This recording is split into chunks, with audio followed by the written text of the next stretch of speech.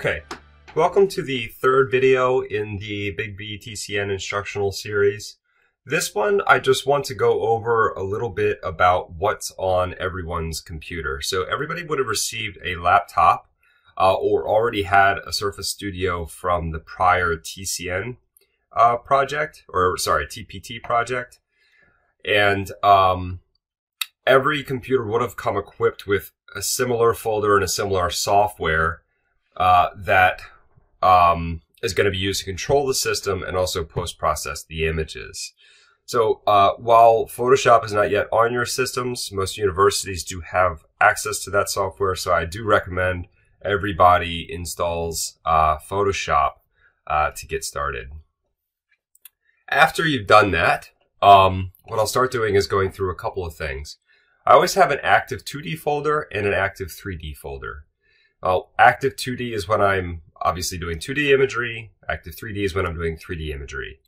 And this is where the directory is going to be made for image storage, at least when they come directly from the camera.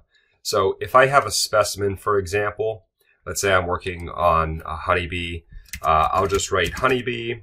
Generally, I'll write sort of the species, and I will have some information that just sort of further identifies and differentiates this particular specimen from, let's say, another honeybee. So if there was another one that was like a female or something, I'd write male. Everybody will properly know how to create these directories, but just to give you an idea.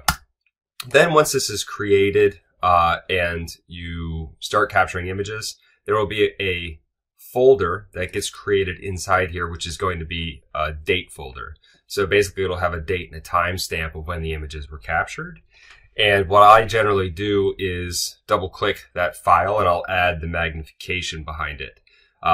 You'll see that more in live action when shooting starts to be recorded, but just to give you an idea, this is the directory that I use for file storage. Likewise, if I'm doing 3D models, I just sort of put them into a separate folder. Okay. Everyone will have also received a license to Agisoft Metashape.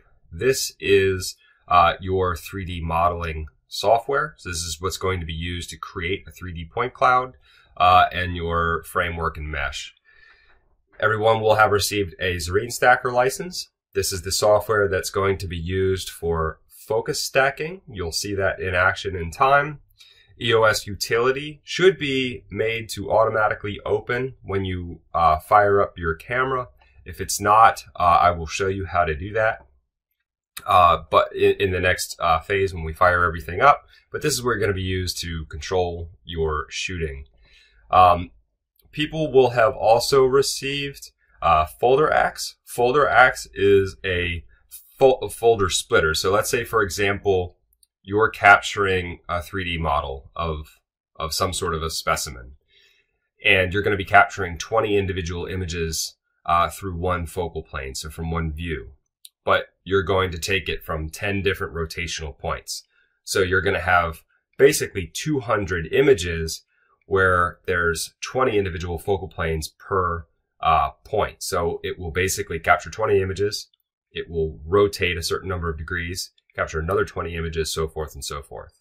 So what this application permits you to do is, without having to drag 20 files over and create new folders, you just click on the directory in Active 3D, drag it to Folder X, you enter the number 20, and it will automatically divide your folders for you so that they're good to go. Then you can import them into Zareen Stacker, and you can batch process them overnight, and then the next day you can build your 3D model.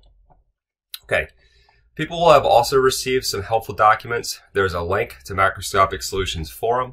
It's not actively used right now, but I'm encouraging people to either use the Slack channel or use the forum to ask questions. That way they're available to the other people in the group. You'll have a direct link that takes everyone directly to that forum. There are also workflow documents, one that was in partnership with some folks at the Smithsonian, and another that was in partnership with the parasite tracking group prior to Big B. That was around 2019, 2020. So in those workflow documents, everyone will have received basically a guide that looks like this. Now this guide is still very, very relevant for imaging in 2D, not necessarily 3D. I'm currently in the process of drafting a new document, which is going to be specifically oriented towards 3D modeling, but at least to get everyone started, if everyone can work off of this document, it's going to get you moving in the right direction really quickly. And these tables here are very good at basically giving you a base lighting configuration and camera configuration as you're taking images. So basically the way that this will read is, if you're at, right now, my lens is at 2x magnification. What I'll do is I'll read the 2x line and it will tell me I need a flash output power of 1/64, shutter of 1/200, aperture f4, ISO of 200. You'll insert a step size into your stack shot, and then let's see. So I need to remind myself as to what specimen size is. Yeah, okay. So this also gives you an indicator. This is 2x is generally if you have a specimen that's around 2 centimeters in size. Yep. There's also tables here for the micro kit, slide imaging, and then it will show you how to post-process those images using the software that I'm sort of showing now. So this is a very, very important and helpful document. You'll also find scale bar files in Photoshop. What you'll do, so again, we'll stick with the 2x magnification. You have a black and a white scale bar, depending on what background you have. If you have a neutral gray, you'll use black. If you have a black background, you'll use white. You simply drag this file over top of your image and drag it to the size of the image that's already imported, and you have a very accurate scale bar file there for your use. You have a stack shot reflash. If ever you want to upgrade if there's ever an upgrade, we will alert you. But if you need to sort of upgrade the firmware on the stack shot, you'll need reflash in order to do that. There's other software download links in case any of these are accidentally deleted.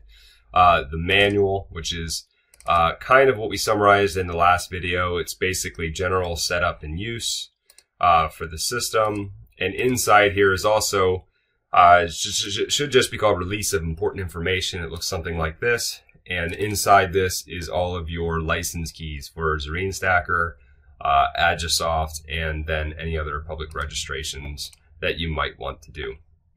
So generally, that's kind of how I set up a computer. It has all of that software and instructional information for you.